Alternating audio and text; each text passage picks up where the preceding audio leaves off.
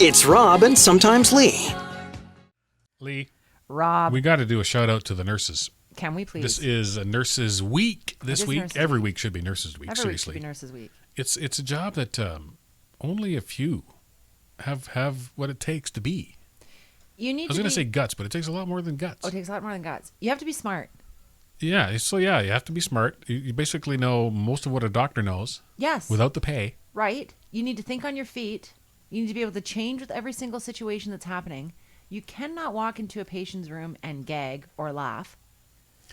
You can't. Look at that gaping wound. Yeah, you can't. That's frowned upon. You have to be, poker face all the time. Yeah, it's all routine. You have to act like you've done this 1,000 times, and you probably have. And you probably have. But if it's something that is like absolutely repulsive and the person is like upset Looking about at you have to be like, no big deal. Yeah, it's all Just good. all fine. We'll get you Just fixed up. washing a wall here. Like, Not to mention save doctors' butts.